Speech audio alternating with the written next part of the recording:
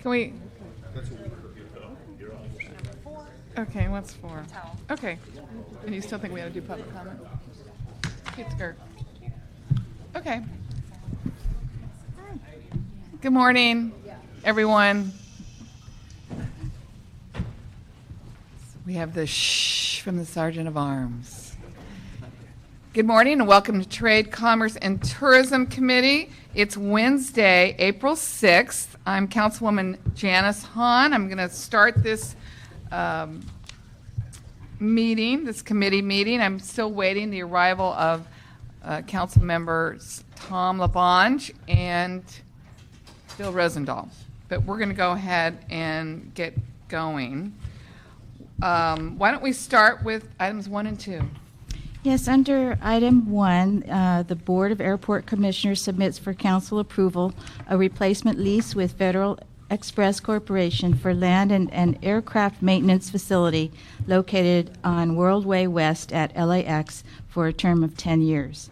Do you want me to also read this item 2? Yeah, let's do 1 and 2 together. Item 2 is a replacement lease with Fedex, again for land and its cargo facility located on West Imperial Highway at LAX, also for a term of 10 years. Okay, good morning. Good morning. How are you? Good. Debbie Bowers, Department of Airports. As mentioned, these are both one for a maintenance facility that employs almost 600 people for a 10-year term, and the cargo facility employs almost 1,500 people.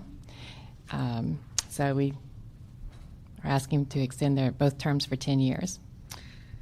So this is these are 2 leases. Yes, 2 separate leases. And they're both with Federal Express. Yes. And they're for a land and aircraft maintenance facility and for a land and cargo facility. Correct. Is that correct? Mm-hmm. And so basically, I mean, it's kind of an interesting story, which I think it's worthy of giving the airport a positive shout out on this one. Yeah. FedEx has been at LAX for some time, since 1979, operating its maintenance facility, and its cargo facility since 1979 was a maintenance facility. Since 1989 was a cargo facility. They'd been on holdover on these leases for about a year. They wanted to stay, but they were considering moving their cargo facility back to their hub in Memphis, Tennessee. So, is this something that you actually they were considering moving their maintenance facility back to Memphis? Not their cargo facility. Right. The cargo facility, if it had not remained at LAX, would have moved either to one of the other airports, San Bernardino or Oakland. So we wanted to keep both of them with all those jobs. So you basically expedited these leases. Is that correct? Yes. The reason they were in holdover is we did have to go over some of the new environmental rules, and they had to work with our environmental department on some of their fleet issues in order to meet the community benefits agreement that we have. Okay. So it just took some time to get through some of those negotiations and understandings so that we could implement that. Is that yours? I know. I'm so sorry. I was like hoping it wasn't mine. I'm so sorry. That's okay. Somebody answer and say, Debbie's phone. It's done.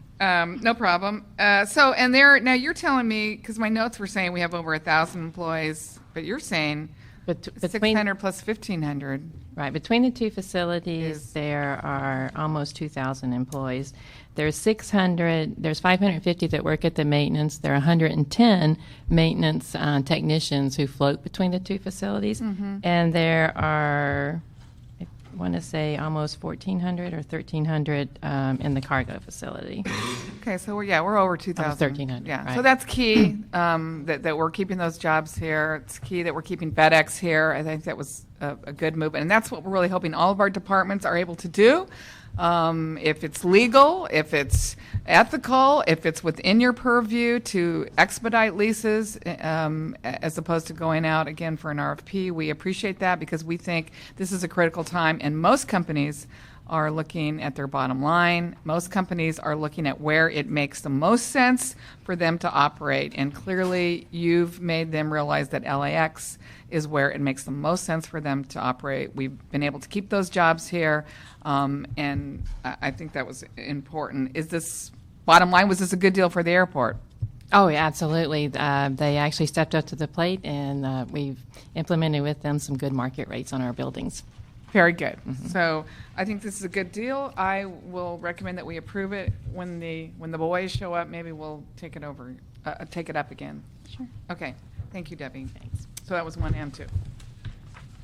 Okay, 3. Under item 3, the Board of Airport Commissioners submits for approval the second amendment to a contract with Harris, Miller, and Hanson to extend the contract term by 2 years to complete, so that the consultant can complete the Part 161 study at LAX. No increase in compensation authority is needed at this time. Okay, tell us what the Part 161 study is. Well, it's a study that's required to impose an access restriction at the airport, which was really a proposal to try and why make. don't you identify yourself for the record? I'm Scott Tatro, Environmental Affairs Officer for LAWA.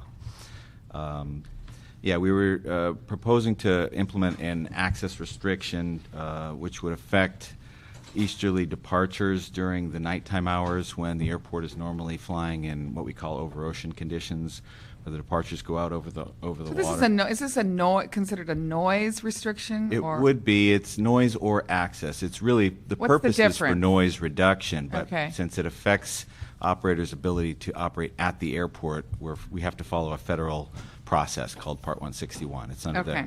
yeah, And this is about preparing an application, right? correct. For these proposed restrictions. Right. So once we figure out that we need restrictions for whatever reason, you have to make an application to the FAA to get them to what, approve it, to okay it? In this case, to- because it affects the modern fleet, the Stage 3 aircraft, it does have to be approved by FAA, yes. Okay. When was this contract, when did this begin? This began in 2005 originally. It was, 2005. yes, the contract. The study probably followed in 2006, but Okay, that's, I mean, Quite a seems like a long time. long time to prepare an and the study was application. ongoing. We did a lot of analysis work under the study. It's Right. a challenging process, and we Right. knew this was probably going to go at least the full 3 years when we initiated the contract. So that would have been 2008. Correct. And then we had So to we're- extend the contract at that time. Why? We did have, well, the original extension included a bit of scope increase, which I would have to dig up exactly here, but and then the additional time primarily is related to you have to do a forecast and you have to project what your fleet mix is going to look like at some future time, and so Right. we were trying to have some consistency with the other planning processes that were ongoing, and that meant that this had to align itself with the master plan.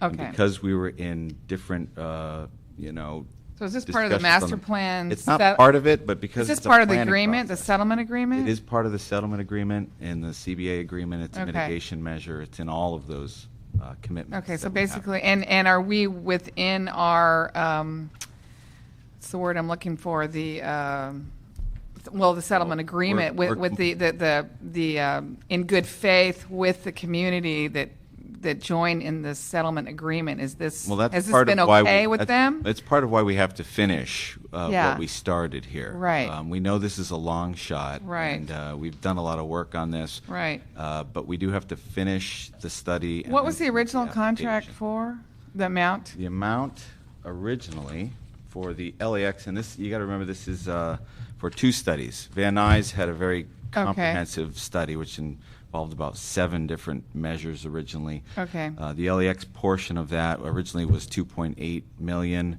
The First Amendment increased that by $562,000 up to $3.4 million.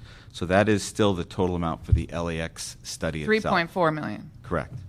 Okay. And that amount is not I changed. heard a number was being thrown around 8 million. That is the total contract, that amount from For the Van First Nuys? Amendment, which included both LAX and Van Nuys. And the Van The Nuys 3.4 portion was, the 3.4 was just for LAX. Yes, the Van Nuys portion was actually larger because that was a Why? more complicated study. It Really? had several measures that we were looking at, and it was Okay. about $5 million. All right, so there's no money added to this contract. Correct. So how much money do you have left?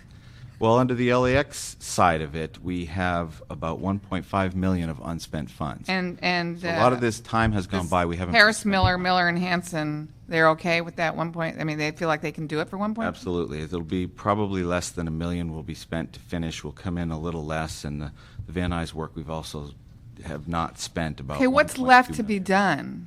Well, there's quite You a know, there's bit, just- actually, really? because we did a lot of analysis. You have to do what's called a benefit cost analysis, Right. which is one of the major hurdles you have to overcome.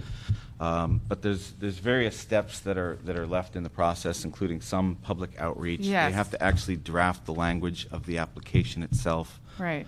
And then complete what we were really looking for was to find some benefit that they could find from doing the work, because you have to have the benefits outweigh the cost to the operators. So they did a lot of work on the benefit analysis. but Benefit they to haven't- who? Well, benefit to the community in this case, or benefit from a reduction in noise. So you could, if the Well, contour. seems to me the biggest piece of this is the public outreach program in terms of really for a lot of what you're going to end up having to make the case for. And so well, if you're talking about Like making benefits. a case to the FAA is really what we're trying to make. Right, the but I case mean to, but- the benefits to the community. Yeah, and I think the community sees the benefit of Right, but this. you need to quantify that. We need to quantify it and Right, monetize it. and Which to com- me, the and that's public tricky outreach part. piece of that is very important. So I just want to make sure that that moves forward quickly, We ASAP. have done public outreach. We Right. had meetings Are in you the done with community. public outreach? I don't think we're done. I think we'll Right. probably have one more meeting to sort of discuss and show them where we're at and show the analysis. Right. Well, that would be something I would really keep moving along forward, is your public outreach Well, piece that's a of lot this. of where the money and Right. savings potentially could come in, This- because we had a very aggressive planned public outreach program. I don't know that that helps the FAA in making their decision, because they really look at it from a monetary benefit cost analysis. And Well, I mean, But let's back up. I mean, whether it's the Port of LA or whether it's the airport, I mean, the potential growth, the potential modernization, the potential operations are very much tied to how the community is seeing those negative impacts on their quality of life. So there is a potential to stop operations sort of at both of those entities unless, we can make sure that we're mitigating those negative impacts and the community is seeing benefits. So I think that's the case that has to be made to the FAA. It's not just about operations anymore or what is good for the FAA. I mean, as we know, there was a pretty significant lawsuit that threatened to, really curtail operations. So I would think the public outreach, I wouldn't look for savings in that area okay. at all. And I think hopefully whoever you've hired to do public outreach gets that and understands that is part of making the case to the FAA. Okay. So that would be my strong message on public outreach. I heard your message loud Yeah. and clear. Okay. What else? So when do we think this application is going to be ready to be proposed? Well, because they've done a lot, we're really assuming we can get the projections going forward as soon as possible. We predict that we will be able to submit the documentation to the FAA in January of next year and go from there. Okay. So, Don't skimp on the public outreach. okay. Okay. Okay, once again, we're not adding money. We're just extending the contract by 24 months. Okay, let me just ask that. If you're going to present the application in January, what's the 24-month Well, there's extension for? follow-up work. I assume Follow-up work. the FAA has never taken an application and said it's perfect as is.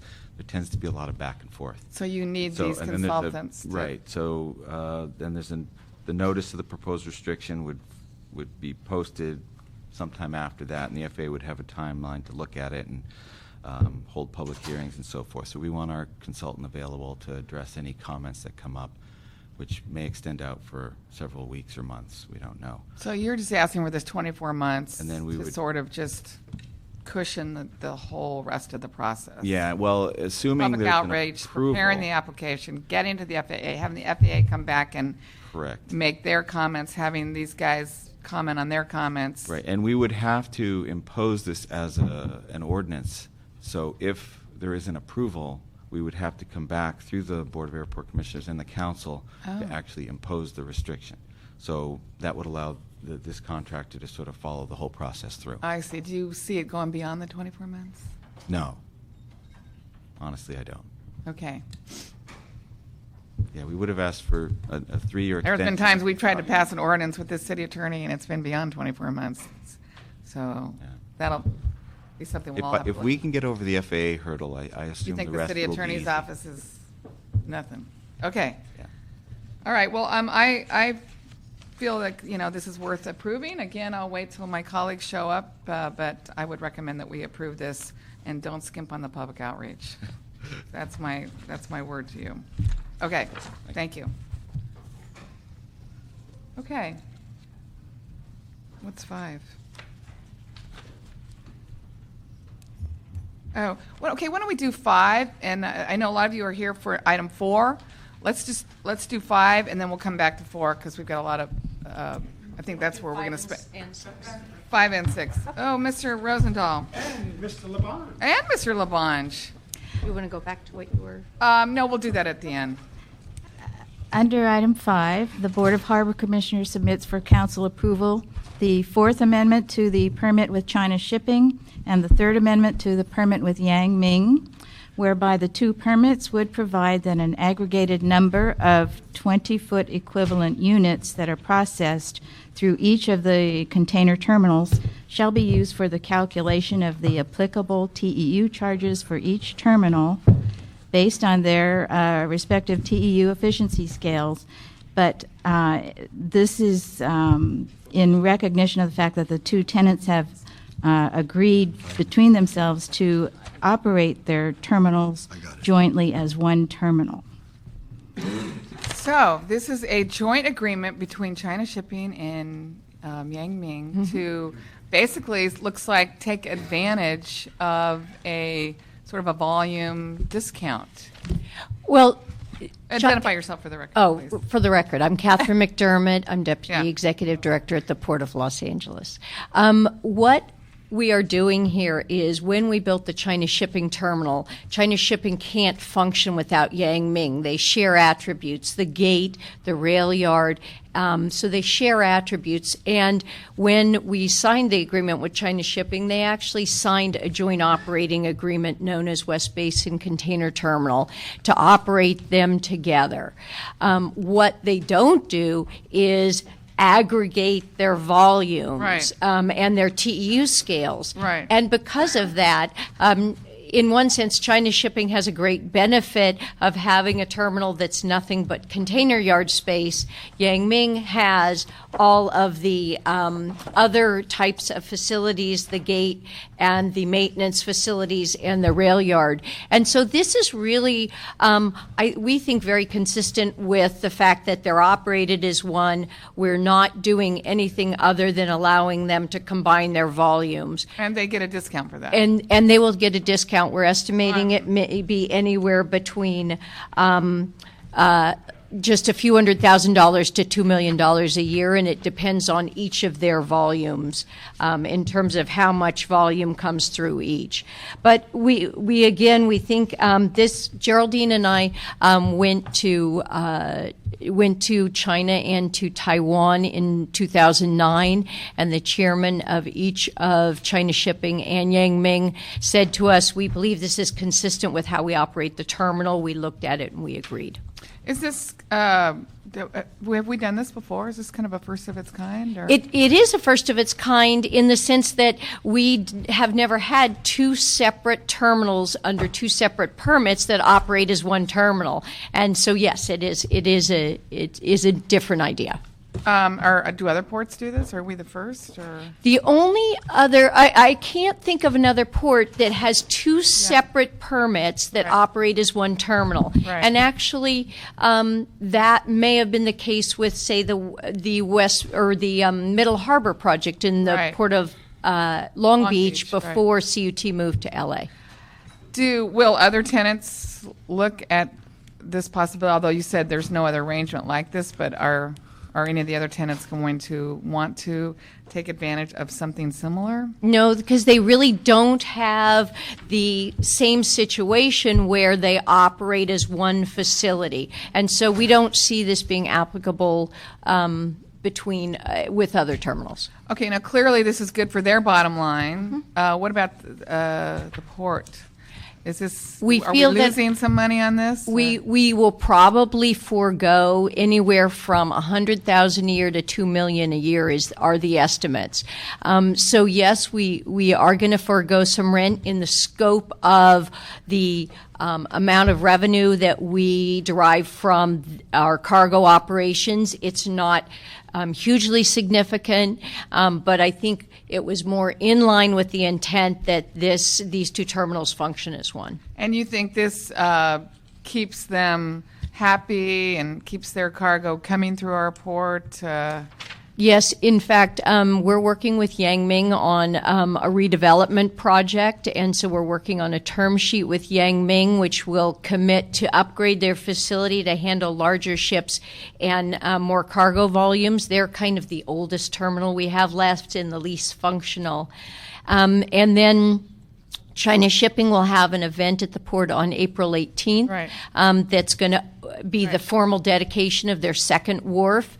And they've worked so hard, as has West Basin, to commit their volumes to the Port of LA. So, And that's what we want. Exactly. Because that translates to jobs. right, jobs and Right. revenue, right. So it seems like, again, what we just talked about at the airport with the lease for FedEx, again, we like to see our departments looking for ways to help businesses, looking for ways to keep businesses here, which ultimately keeps jobs in Los Angeles. So I think this looks like a very smart solution. Thank you. Mr. LeBond, did you? Yeah, no, I just want to answer your question. I believe in Hamburg as well as in Le Havre, and I think Southampton, they have these shared joint agreements with the people in my travels that I wanted to give you that update. Okay, thank you. Thank you. Thank you. I just wanted to say, it's not April 1st. I just wanted to see if she believed me, but she I did. don't, but I didn't want to. I Was didn't Le Havre- want to disagree with you in public. Was Le Havre good? Okay. I wasn't going to say Yeah. No, that. I but this wasn't is. gonna- I just I want to wasn't say gonna correct this is good. This is the wave of the future. Collaboration is the key, and even though the income may be depressed for the moment, in the long run, it will only help more. So I want to thank you and Geraldine for this, and others at the port for that, and Ms. Hahn, as always, for the great work you do. Thank you. Just, you mumbled a little bit about the monies. Explain that. What monies are we talking about and so on? The way that our revenue works with the cargo terminals is they pay a flat fee for each container, but the more volume they do, the lower it's a volume discount, so the lower the unit cost for the higher volumes. China Shipping, their TEU scales are the same, but they operate at different volumes because of the benefits or responsibilities that each terminal has. And so what this does, it allows them to aggregate the number, and that should, if one terminal had more volume and they were paying this much, say $30 a TEU, and the other one had lower volumes and paid $34 a TEU, it allows them to aggregate, come to a number, and more than likely that number will be beneficial to them. Again, somewhere we're estimating between $100,000 a year and $2 million a year. That incents them, obviously, to stay with us. Yes, It and- helps us with jobs, too. And I think the point that each of you has made that what it does is in the long run, if we secure more volumes, even though we have foregone some revenue, we'll make up for it in additional volumes and it keeping goes- jobs. It goes to Long Beach. Long Beach then owns this property? I mean, No, this No, is this is ours. ours. And Long Beach works with us on this. Not That on has this. to do I think the next we took the items. Okay. But not on this one. These are our terminals. Thank you. And this does not affect our formula for our TRAPAC MOU, the No. community benefits. No, actually, that was affected when we did the work, when we started construction on China shipping, we paid into the fund for China shipping. Right. So that's already been taken care of. Okay. Thank you. All right, is there a motion? Okay, motion to approve? Second. Second, we'll Certainly. approve that. Okay, let's go on to 6. Under item 6, the Board of Harbor Commissioners submits for approval a proposed grant deed by the City of LA to the City of Long Beach as part of an exchange of road and railroad rights-of-way between the two cities in furtherance of their intent to own jointly all of the property on which the Alameda Corridor and related facilities are located. And there's also a draft accompanying ordinance for adoption by council to approve and authorize execution of the grant deed. And the simple explanation here is that when the Alameda Corridor was built, the Long Beach had a strip of property that they owned 100%, and we had one adjacent to it, and we're just making sure that we have 50% ownership in each other's property, so that the Alameda Corridor is jointly owned as the rest of it is. So that was always the goal. Does this involve maintenance sharing agreement with the Port of Long Beach as well? Yeah, so each of these properties, one of which is the Alameda Corridor right-of-way, the land is is part of the Alameda Corridor right-of-way, the other is Henry Ford Avenue, and we'll share the maintenance costs for both. Okay. I have no. No, great. So moved. Okay. Thank you. Do we want to go back to the 1 and 2 and 3? Yes, 1 and 2 are replacement leases for Fedex at LAX. I already heard these, and I would just like your support on it. Sure. Okay, So moved. So moved. all right. And 3 is an amendment to a contract with Harris, Miller, and Hanson. If I could to ask, I have just 2 quick questions on one. On 1. Yeah, Oh. on one, even though we just approved it. I was Just gonna real say quick.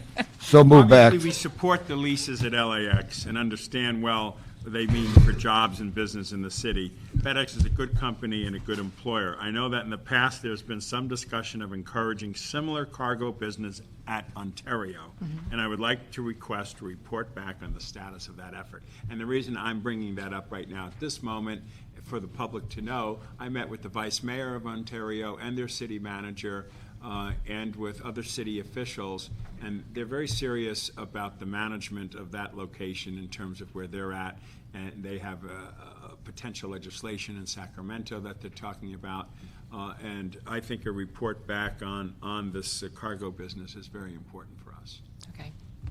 Okay, thank you. Thank you. Okay, And also just would add that too, and is it good or bad for Los Angeles airports? Just a real paragraph. Is it good? Is this a good business move? Okay. Okay, thank you. No, it was good. It's good. You I report want back the, on that? Yeah, is it good that we sell that airport? That's what you're asking? Oh. No, Oh, yeah. no, that's not on before us. No. But that was that's what I heard from Mr. No, this is Rosendahl. based on FedEx What I cargo. said is that Yeah. they've discussed We're not with me talking their about- issues, and one of the issues they do bring up is the cargo issue. Right. And that's why we need a report Right. back so we know what Right, position. but we already asked the last meeting for a report back on the feasibility of selling the airport. And if it's good or bad. Okay. No, that was part of it. Got it. Thank you. Okay. Okay, item 3 was, Is an amendment to a contract with the consultant that's working on the Part 161 study at LAX that would extend the term by 2 years so that work can be completed. okay. A question on this? My concern is that this contract first awarded in 2004, and it seems to have taken some time to complete the study. We went through all this, I but know that the community is eager to see us follow through with the commitment. Does this contract extension mean that this process will be completed within 2 years? Yes, it does. Okay, fine. That's all I want to make sure I get done. okay. Thank you. So can I have a motion to approve? So moved. Second? Okay, we'll approve item 3. All right. Now let's get to item 4, which many of you are here on. Yes, item 4 is the CAO's report, which has been submitted in response to motion Koretz-Hahn, and that motion proposes that we Well, we can ask the have city public comment attorney first. to prepare an ordinance that would require hotel owners and operators to recall any hotel workers who have been laid off because of remodeling or reconstruction of the hotel. Right. Okay, this would be an ordinance that we are asking the city attorney to prepare that would require hotel owners to hire back hotel workers who'd been laid off because of remodeling or reconstruction of a hotel. I wanted to take public comment first, so we can sort of hear from the people who are in the audience, and then maybe we can have staff address some of these concerns. Okay. We have 4 microphones. I'm going to call 4 people up. Tom Walsh, Irma Zavala, Armando Escobar, and John Marco. Would you like some water? Oh, no, I'm fine. It does kind of sound like I'm... Okay. Why don't you all 4 of those people? Tom, Irma, Armando, and John Marco.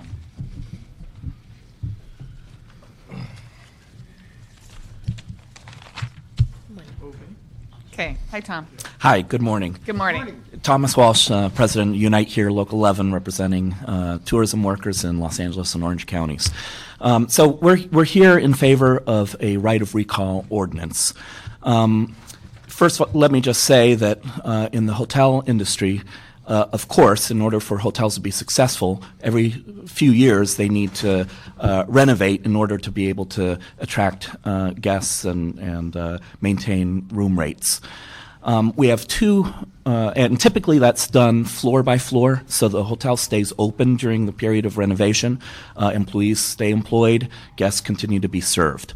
However, sometimes hotels decide that the renovation or reconstruction needs to be more extensive, and we have 2 recent examples of hotels that have decided that they need to close down for a period of time before they reopen. And one example is the Bel Air Hotel, and the other example is the Wilshire Grand Hotel.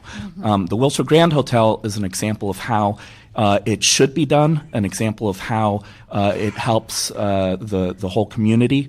Wilshire Grand's going to completely, close down and tear down, and they're going to build a brand new hotel. However, they agreed that they would recall all of the employees by seniority when they reopen.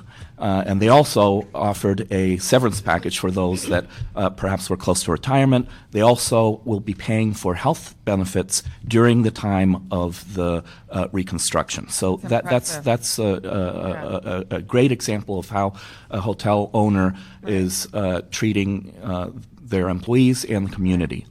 The other example is the Bel Air Hotel. The employees of the Bel Air were told that a renovation would happen. It would be, section by section. They would stay employed. But then 30 days before they got laid off, and you'll hear directly from them, the hotel's going to reopen, and there's no guarantee for any of the employees. Some of them dedicated their lives 20, 30 or more years.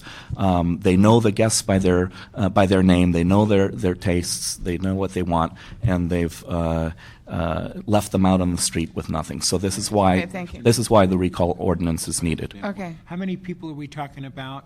Approximately 200. And they give them just 30 days notice and that's it? Is that what they're saying? You'll hear directly from them, but they just were told we're closing down, goodbye. Perhaps they said thank you for your service, but there's... And they were going to reopen again? Yep, they're going to reopen this summer. I see. Okay. Thank you, Tom. Thank you. Thank you. Okay.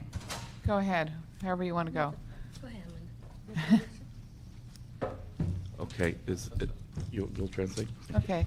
Here, pull the microphone up so we can hear both of you. Okay. Buenos días. Buenos días. Good morning.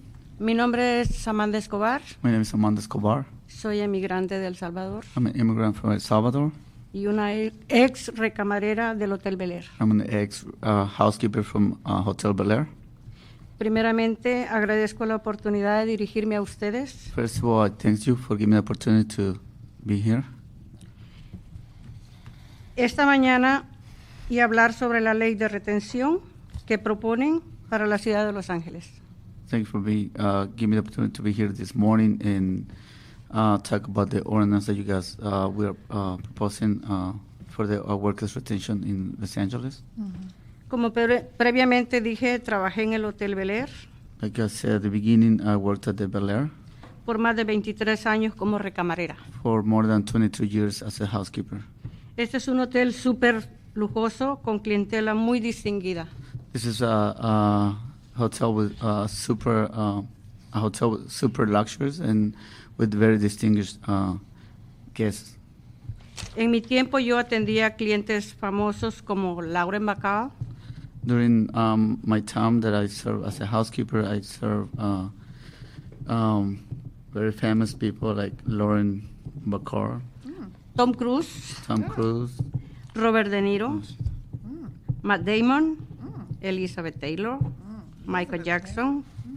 Y era muy profesional y me encantaba mi trabajo. I was very professional. I really enjoyed my job. Mi salario y condiciones laborales eran justas, ya que el hotel era de unión afiliado con Unite Here en Local 11.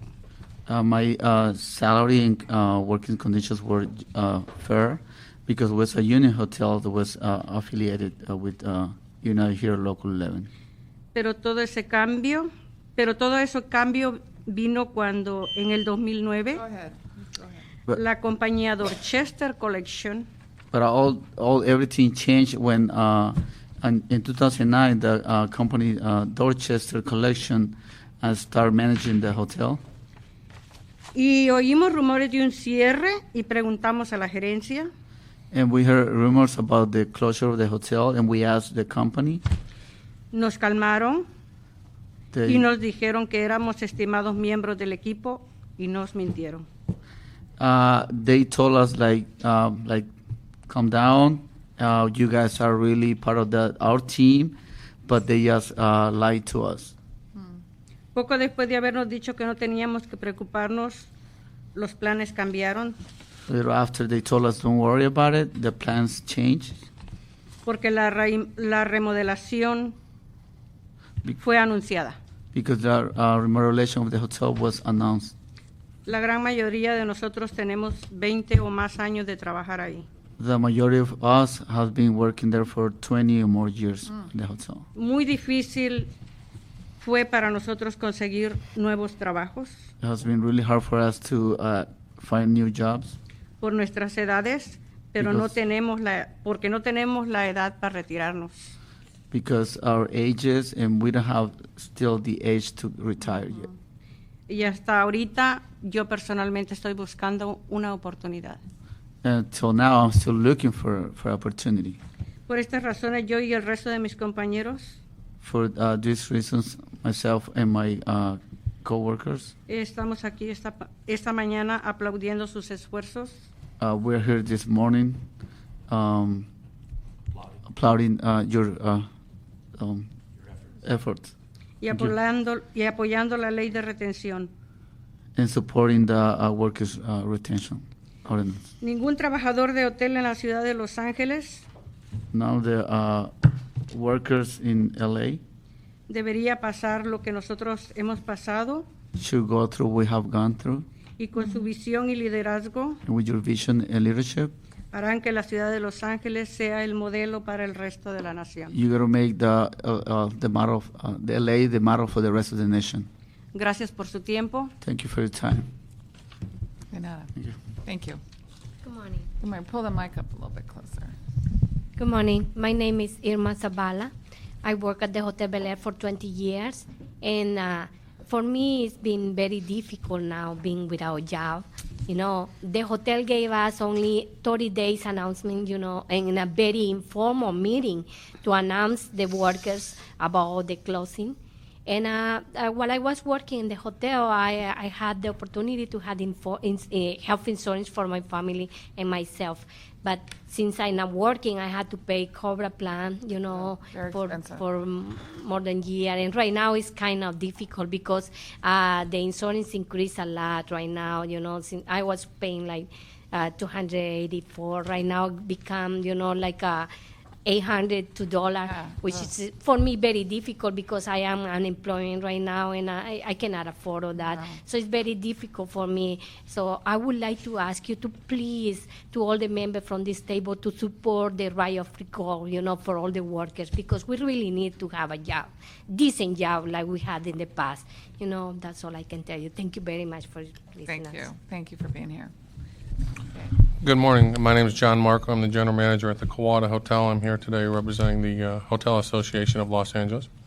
First of all, I just yesterday, I guess the draft came out. We looked at it briefly. We noticed on there that in looking at for conducting your survey, there's no hotel representation. There's no hotel association that looks at that they're going to talk to about how effect this has on them. There's no hotel ownership, whether large or small. These are all people, if you want to look at how this is going to have an effect on our businesses, these are the people that invest in our city. These are the people we need to talk to. Hotel managers, the hotel association, hotel owners, large and the small ones are the ones this is going to have effect. A lot of hotels, and I know times are tough for these people. A lot of times it's tough for people that got laid off from a lot of the hotels that had to close or under foreclosure, and times are tough across the board. So if you want to know how effect this is having on the investors and the business owners that are coming into the city, those are the people we need to be talking to in terms of this. Well, you represent the Hotel Association. What effect would it have?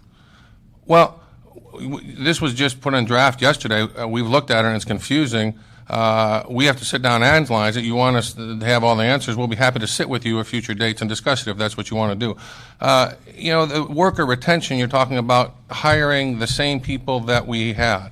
We're talking about if a company and a company is looking to invest, they're looking to increase business, increase investment, construction jobs, renovations, doing things to improve their property. Right. They need the people. They're going to hire people back. Are you talking about having jobs, or are you talking about worker retention? Say, hire these exact same people. Well, if you're changing rate levels, or you're changing types of properties, you maybe need some different types of people. So there's some discussion, and we need to look at that. How is this worded, and what's going on with it? But you got to be careful because it's based on business needs, and a lot of these changes in terms of the environment. There's a lot of teachers getting laid off because there's not monies. So we're looking at how does the monies affect the business owners and decisions that they're making. And if companies are looking to invest in Los Angeles and bring money and investment here, when you have a worker retention, it looks like a restriction that you're putting on the businesses.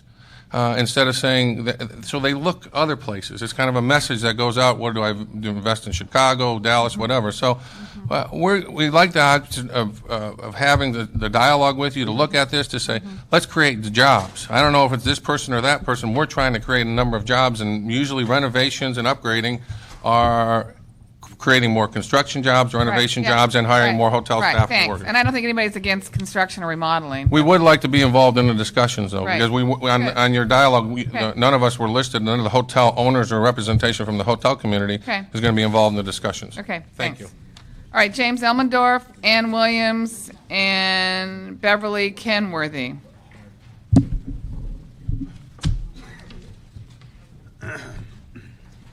Sure, I'll go after that. Good morning. I'm Ann Williams with the Central City Association, representing 400 businesses employing over 350,000 people in the Los Angeles region. And as we've testified before in this committee and in Jobs and Business Development Committee, CCA has very serious concerns about the idea of an ordinance such as the Hotel Worker Recall Rights Ordinance that proposes to dictate the hiring practices of an industry segment with no nexus to justify the public control over the private sector. We believe it's an improper intrusion by the city into private business, and that there has been no legal or economic policy foundation established to support moving forward with the drafting of an ordinance. We also believe, and I would echo what John just said, but we also believe that an ordinance like this would have a profound chilling effect on the overall business climate in LA, because it really sends the message to the investment community that your business is not safe in Los Angeles, and that's a real impact. This is why we asked the city to take the time to assess the legal and economic impacts of the Hotel Worker Recall Rights Ordinance before moving forward with a scheme that would not only dampen business, but could also subject the city to protracted litigation, as has been the case with similar efforts like the Grocery Worker Retention Ordinance. So we were pleased to see the CAO's recommendation that the city first ensure that it's fully informed about the economic impact of the ordinance, not only on the hotel industry, but also the fiscal impact this ordinance could have on the city's revenues, such as the transient occupancy tax. So we look forward to seeing the results of the Office of Economic Analysis report. Thanks. Thanks. James Elmendorf, Los Angeles Alliance for a New Economy. We're here supporting the proposed ordinance, and we would ask that we not follow the recommendations of the CAO to do a further study. We believe the answers are clear, and I'll provide a copy of a letter as well as answers to the 8 or 9 questions that the CAO listed in their report for each of the council members on the committee. Just briefly, the ordinance that's in front of you, or to be considered, the right of recall ordinance, what it asks hotels to do is to recall laid-off workers. It's very simple. They would need to send a certified letter to any workers who had been laid off. Those workers would have 10 days to respond. If they didn't respond, the hotel could hire anyone new. If they did respond, then those workers who had been there, as Irma and Amanda described, in many cases for 20 or 30 years, would come back and continue to serve at the new hotel as they had done for so long. This would apply to hotels over 50 rooms. There are approximately 150 hotels that fit that category. Obviously, most hotels, as Tom described, do not do significant renovations that require closure. It's very rare. Those that do very rarely do not recall most of their workers. I haven't been able to find any instance where that happened, and looked at the original article describing the Bel Air closure, where there was a quote from Bruce Bolton from PKF, an expert analyst in the hotel industry, who said he almost never saw hotels close like this and almost never saw workers laid off on this scale, simply because it costs hotels a lot of money to do so. I think what we're trying to deal with is really establishing some minimal standards. Many hotels do operate like the Wilshire Grand, where they see the value of bringing back their workers and where they actually make a commitment to their workers in terms of their health care. Not all hotels do, and so we want to establish minimal standards that protect the stability of the workforce. This is our most important, largest employed industry, and it generates the most employees of any industry in Southern California. And it also protects the stability of the industry. We know that providing quality service is essential to bringing guests back to Los Angeles and to bringing guests back to the hotel. So we would ask you to move forward on this ordinance and ask the city attorney to draft an ordinance, not wait for a study that, as the CIO describes, may not be completed for many, many, many months, if not a year, because they don't even know who the consultant is or where the money is. Thank you. Thank you. Can I ask one question? He's commenting on an ordinance about 10 days and certified letter, but I've never seen that. I don't know what your comments. Can I just ask what you're commenting on? Yes, I am commenting on the suggestions we've made in the past in previous discussions, and this is modeled on an ordinance that was done in Santa Monica 10 years ago that was approved by the Santa Monica City Council and has not faced legal challenge or challenge from any of the hotels. So your comments are about another city, not about anything currently. Yeah, well, we don't have an ordinance. Exactly. So this is the proposed language for the ordinance. But none of us have seen it. Well, it's in the report. It's in the report. It's attached. Right. It's in the report. I would also say they can only be seen once the city attorney drafts an ordinance, Right. and these discussions and these Right. issues can be raised. Right. And so that's why we need to Right. draft the ordinance. Right. And, we may have other questions for Elaine, but maybe since you're sitting here, why is this a good time? What's the urgency? Why is this a good time for the city to adopt this ordinance? What's happening maybe in the hotel industry? Right. Thank you. That's an excellent question. I think as we're seeing the hotel industry is recovering significantly, it's seen its revenues rise dramatically over the last couple of years, and as the business is starting to come back, and in the next 2 or 3 years we'll reach the historic peak levels, which is great news for the city. One of the things that means, and it's often counterintuitive in renovations. I think I and many other people assume that renovations often occur when business is bad. For the most part, that's not the case. Nationwide, renovation expenditures have declined by 60% during the downturn. Many businesses are now looking to do renovations, and so we're seeing Wilshire Grand, the Bel Air, the Century Plaza is considering a massive renovation. They do that when business is good because that's when they can get loans, and that's when there's an opportunity to capitalize on it. And so Bel Air is the first one. We're going to see others, and I think we want to get this done in place now. I see that. The other thing is there was a lot of these same fears about the worker retention, hotel worker retention that we did along. We heard the same thing. This is going to keep people from doing business.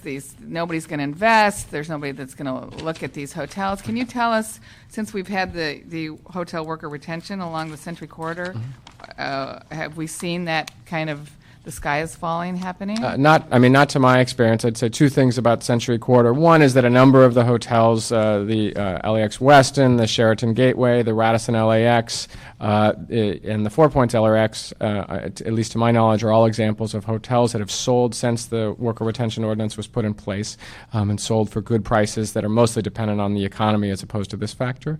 The second thing I would point out is that there was recently a study that the city commissioned, done by Economic Roundtable, that looked at what is the employment rate in the hotel industry. It found that, unsurprisingly, as a result of the economic downturn, the employment rate had declined citywide. It actually increased in Century Corridor, so that the employment rate is 99% for workers who work in that area. Obviously, that's not, I don't believe, a result of the worker retention. That's a result of guests who are looking for lower cost hotels who are going to those hotels. But I think the point is that the worker retention ordinance has not impacted negatively either hotel sales or jobs. Right. Okay. Thank you. Okay. Beverly Kenworthy with the LA Area Chamber of Commerce, representing over 1,600 businesses in the Los Angeles region. The Chamber would like to echo the comments made by Ann Williams from CCA. We question the legality of this. We question how this is going to be enforced, and how employers make decisions to hire people. Or fire people before they decide to renovate? They start laying off people or firing them. I don't know how you enforce this. We believe these are private decisions, and I agree with the representative of the Hotel Association saying any kind of renovation or they're creating jobs and they're creating new jobs. I don't understand the nexus between having the same jobs. Somebody here in this city needs a job and they're going to get a job. It's fair competition for those jobs, and I think the fact that there's been no hotel representation in this, have we asked the hotels along the corridor how they've been impacted? We don't know. We're just assuming that they're not impacted, but we don't know because we haven't asked them. No, we feel like if there was a fair price and they sold the hotel for a good deal, then it didn't impact them negatively. I don't think we need to ask them. I think but you go do ahead. need to ask them. I think you do need to ask them. So the fact that the Hotel Association has been completely left out of this discussion, I think, is quite disturbing and makes this not a very transparent process. Thank you. Okay, thank you. All right, why don't we bring up the CAO?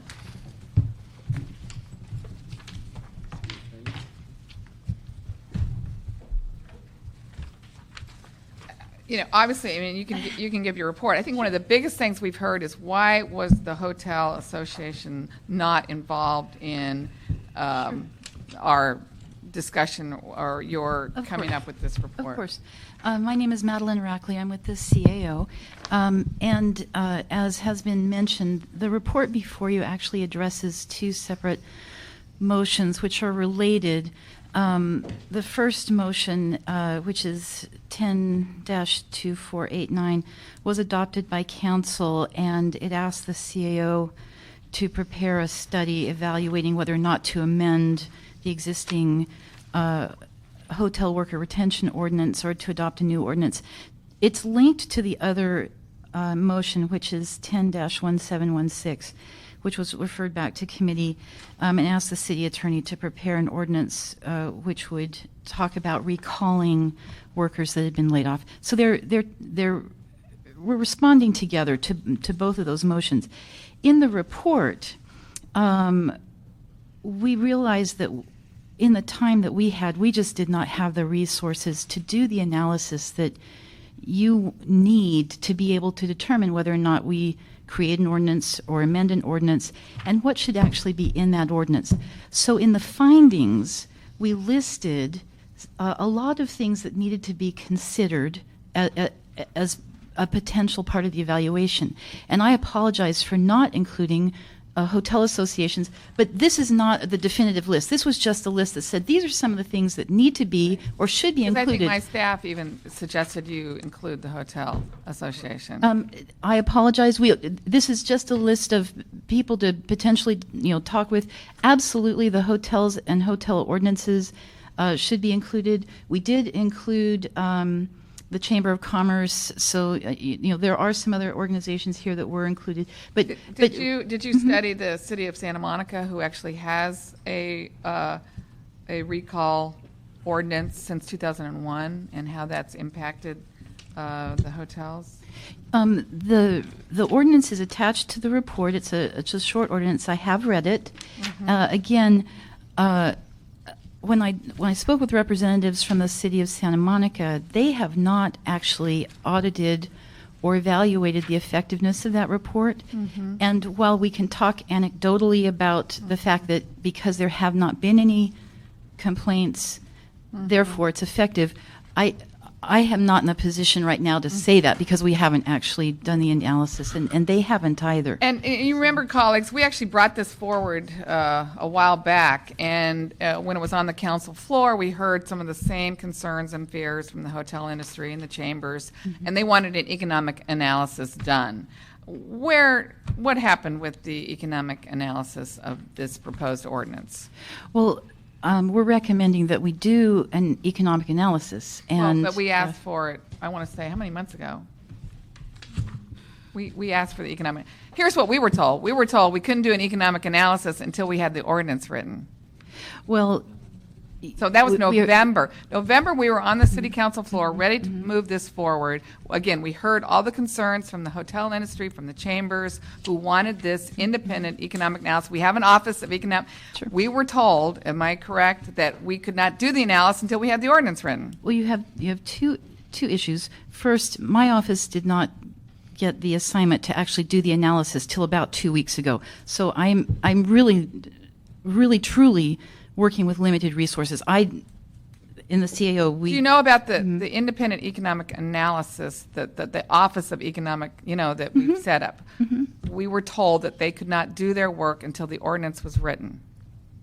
Can you speak to that? Oh, yes, ma'am. I think the answer is yes. I've been told that. So I think we're in a dilemma, colleagues. We're in a dilemma. We want this economic analysis done. We've been told until the city attorney actually has a prepared ordinance, and even the chamber was speaking, we want to see the language. So we need to see the language to move forward to analyze it and have all these groups weigh in on it. So it would be useful if we did have. So we're kind of going around and round here. We put this on hold in November, right? We were ready to move forward with this because I will tell you, listening to the workers, many of them whom have been there 20, 30 years, these folks, by the way, are the face of hospitality in Los Angeles. And you want to talk about tourism? You want to talk about this hotel tax? You want to talk about this tourism marketing district that we just established that will help market LA so that your hotels can be filled? It's really about your workers. I venture to say people come and stay at a hotel because they get good service, not necessarily how beautiful the lobby is. I know that's what people care about. If you had the most beautiful hotel in the world, but people got bad service, they're not going to come back. It's the service. It's people knowing them by name. It's knowing what they like. It's treating them well. So it's not about, and I don't even understand this argument that, we're creating construction jobs. Okay, yeah, that's one thing, but it's not construction jobs against the hotel worker jobs. We want both of them. And when we've finished with construction jobs and we've finished with the beautiful hotel, we want this hotel to at least give an opportunity. That's all we're asking, is that hotels give an opportunity, 10 days, contact all the folks that you laid off with 30-day notice. Just see if they might be willing to come back and work in your hotel. That's all we're asking. We're not demanding that you hire certain people. We're not telling you how to do your business. We're not mandating business practices. We're just saying seems to be kind of the right thing to do, seems to be better in the end for your business if you offered these folks the ability to come back to your hotel. I think that is not about you're not going to change your type of workers. You're always going to need people to clean your rooms. You're always going to need people to deliver room service at 1 a.m. You're always going to need people to park cars or to be the cooks in the restaurant. You're not going to change your business model that you don't need those kind of workers anymore, you're not going to be a hotel. If you're still a hotel, all we're saying is let's Los Angeles set the standard. Let's set the model. Let's have the rest of the country say this is a city that operates for everybody and is respectful to the people who really keep your hotels working, keep the airport working, keep the ports working. This is the working backbone and spine of who Los Angeles is. That's all we're saying. It's not oppressive. It's not in any way some sort of a draconian measure. We just think, again, and by the way, I think the Century Boulevard, and you can ask those hotels. Those hotel workers are now receiving a living wage, Mr. Rosendahl, because of our fight.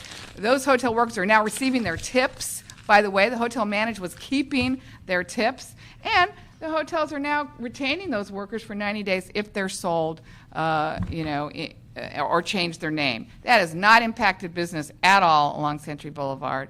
In fact, it's made for a better business climate. Yeah, let me just say this. First of all, the business community should see it as a cost of doing business. The workers are as vital to the business as the investors are, number one. Number two, I know the Bel Air Hotel. I don't care about what anybody says about whatever. It is truly a successful hotel hidden in the trees, and it's going to bounce back when it bounces back.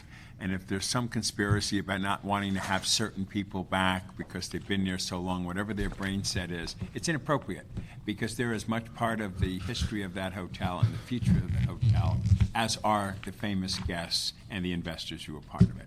We're not asking for much. We're just saying that they should have a right to come back. That's the whole notion of sharing the capitalist pie equitably with the workers who earn that respect. And the Bel Air leadership should be sitting in the room as part of the discussion. The hotel management groups and the CEA and all the business groups should appreciate that. And really what I'd like to see is from the city attorney how we can put something together, how we can do the analysis and get it in a timely manner, because the people who are speaking here are the ones I'm worrying about and their future. And the bottom line of their bottom line is as important as the bottom line of the Bel Air Hotel. In fact, the Bel Air Hotel has a history of success and will continue to have that history of success. So what is the city attorney's? Are you the city attorney? I'm not with the city attorney. Is there anybody in the city attorney's office? Come on up, would you please? I'd like to get an appreciation of where we are and how we can move forward. Well, they haven't written the ordinance yet because we have not directed them to write them, because we put it on hold because we were told by the Chambers of Commerce and by the hotel industry they wanted an economic analysis. We're in a catch-22, colleagues, with this idea of doing an independent analysis because we were told until the ordinance is written, we don't have anything to analyze. Excuse me. Good morning. Basha Jankowski from the City Attorney's Office.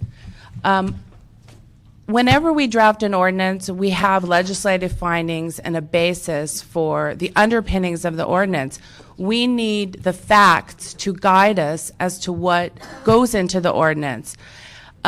This is obviously something that the CAO is saying has not been studied before, and therefore we were waiting to get an analysis so that we could draft the ordinance. I think as soon as we're instructed to do that with the legislative findings, then we can work as promptly as possible to get you a draft. Now, once we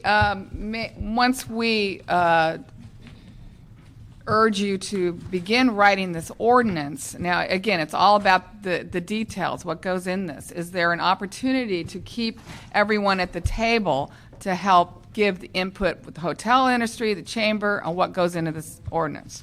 Where does that happen? Well, I mean, that happens in the legislative process. Once you all hear the testimony, the facts, you make your findings, then you'll present that as your collective desire to create an ordinance with these things in it. And once you direct us to do it, we'll put all of those things in the ordinance and bring it to you as promptly as possible. Some of those findings now, is that correct, Ms. Chavez? Huh? But we also have before today, like the 10-day. Where is all that information? If we base it on the Santa Monica. Okay, so most of what we have is based on the Santa Monica ordinance. Okay. Yes. I just have a suggestion, because everybody has value in this room. Everybody has good thoughts. What we got to do is come back to this room and put staff here and staff around and everybody at the table and see what we all could agree on that makes sense. Because I think we have to be inclusive for everybody's and everybody needs. And I don't want to hear what Santa Monica's. I hear you criticize Santa Monica, that St. Monica's going to come after you, Bill, because you talk about that little Tony town. And so I hear that. I just want to say that. No, I don't know if I'm joining your team, Bill, but I love your team. But I wanted to say that it's important to get everybody around and look at it. And also, I'd like to see the issues on Century Boulevard. That's a very important factor. 99% of the people who are working there are still working there. I know there was great resistance for living wage ordinance. Yes, there was. The guy who runs the train in Griffith Park told me this is important. He rode the train in Griffith Park. He was against it as a small businessman. But what happened was, when they had that ordinance, he found that his workers stayed. And it did for a better experience. So there's some value from everybody, but I heard both the Chamber and the CCA and the representative of the MOTA, they all got to be around the table, see what works, so all boats could rise. Councilwoman, my name's Aurora Brasia with the CAO's office. Right. I know that you mentioned that in November, our office was directed to prepare an economic analysis. Right. The Office of Economic Analysis was established, but not created as far as the structure of what the office would look like. Right. As we've described in our report, we are just about at that place where our report will come out with the recommendations for council as to which firms would be included in panels to perform this study. You're nowhere close to. And is it true that you can't analyze something that has not been written? We cannot analyze something that has not been written, but it's the intention and the hope that that's what I think that's what my office was told. That the Office of Economic Analysis could not analyze this ordinance until we had a draft ordinance. That is not entirely clear or correct. Perhaps that's a misconception or miscommunication. Our goal would be to work with your office once the panel has been created, and you could direct our office, and we would have to work to identify funding, but to have... doesn't sound like you're going to be up and running anytime soon. We expect to have our report to the council within the next few weeks. Your report on your recommendations, the recommendations for firms. That would be able to one day analyze economic impacts. Yes, correct. And are there RFPs for you've done it? Already, the RFQ process is. So when do you think this office could actually analyze something? We would expect that our report would be released. No, not your report. When could this office analyze something? If I may go through the sequence, if our office releases a report, it goes through committee. I would expect within a month's time it would get. This is just a report on how you operate. No, this is a report recommending firms that we would be able to negotiate with and to perform the studies. And I'm sorry if it's. When does the first study get analyzed? After council approves our report, then we will be given the authority to proceed with the firms that have been recommended by our office. So a month's time, if council moves on our report, if we release it in 2 weeks, and council and committees. So one of those firms would be able to make this economic analysis? Yes. And you don't think that they would need to have a draft ordinance to analyze? No, I'm sorry. They can analyze a concept. They can analyze a concept. Because we were told, Ms. Chavez told me a very different story. If the question is, Councilmember, I apologize. If the question is, you're asking me to analyze an ordinance? Yes. I can't analyze an ordinance that hasn't been written. If the question is analyze possibilities of what could be in an ordinance, that's a different question. And absolutely we can do that, but we would need to know some of what the possibilities are. And so is it by location? Is it by hotels with more than 50 workers? Is it citywide? Is it by gross receipts? Because, see, the ordinance in Santa Monica doesn't actually discuss hotels. It is businesses in 2 locations that have gross receipts exceeding a certain amount of money. It doesn't actually address hotels at all. So you would need some more specifics. We would on need this some more ordinance. specifics. And right. so part of the response is what question is being asked. So I apologize if we did not understand exactly what it is that you needed. But these economists can actually analyze concepts and ideas and possibilities as well. They can also analyze ordinances. So however you want to do that, we will be happy to do. So we just need, I guess, some direction from council about how to proceed. Right. Well, here's what, I mean, I would like to move forward in the direction that the City of Los Angeles would adopt a worker retention ordinance. Now, it does seem clear from those in this room that not everybody felt they were at the table to help draft this ordinance. So I think there's an opportunity to come up with our, 10 concepts that we would like to see in this ordinance. I would like to maybe convene a meeting, a task force with the hotel industry, with the chamber, with Lane, sitting in the same room. I'm offering up my conference room in my office with Jenny to begin drafting our conceptual ordinance. And hopefully the city attorney could also be in that meeting with the CAO, and the Office of Economic Analysis could also begin, so you're ready to go if we move towards having that analysis as part of I think that's your report. I think that's an excellent idea. But in the meantime, because of the Bel Air Hotel, could we not informally meet with the ownership of the hotel and have a discussion about their particular workers? Because it's a time certain for the folks who are in that hotel to get some clarity. By the time we go through this process, that hotel's a different story. But I think an informal discussion with the ownership of that hotel might have a direct impact in a positive way on the workers who have been let go. And I'd like to see that happen like immediately. And I'm more than willing to volunteer myself to contact through the association. Excellent idea. They would just like to sit and talk with you, I'm sure would be. Sure. I mean, Okay. if All right. I could be authorized to do that, or do it on my own. I don't think I have to give you the author. I don't think I don't control you. I'm not the boss of you. It's true. So I'd be happy to get with him, set up a meeting right away, and I'd like to look him in the eye and tell him what we heard here in the room and get an appreciation of the retention of the existing people having an opportunity to come back to work and feel that out. We would welcome that sincerely. Okay. All right. So do we have our? And again, I'm looking at this. I know Jenny's like, no, this is what I heard. It says, since the city attorney has not yet prepared a new or amended ordinance, an economic analysis of the proposal is not feasible at this time. This is from the CAO. No, I agree. If the question is, Right. are you asking me to analyze an ordinance? It Right. is not yet written. I can't do Right. that.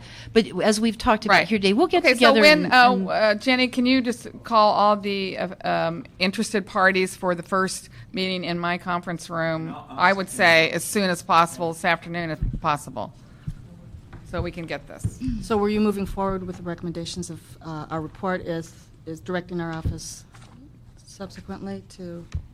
Directing the report of getting people. Right, the CAO is recommending that we don't move forward, right? What's the recommendation from the CAO? that we actually do move forward and use the Office of Economic Analysis to do analysis on This says, once the proposed ordinance your is written. recommendation is,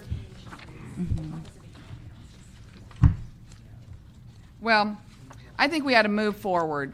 I agree. Well, I want to move forward because I'm still not clear on what this economic analysis is going to, if they're really going to be ready. As I want us to move forward. All right. Bring it back to the next meeting. So right, let's move forward. Can the city? But the city attorney cannot draft recall ordinance for discussion purposes until she knows what we want in it. So we need to get those 10 points or whatever, having everybody at the table. So I would like for that meeting to happen first, quickly in my office. Let's come up with the 10 points, and then draft it, and then have it back here maybe in 2 weeks. And Yes, you may.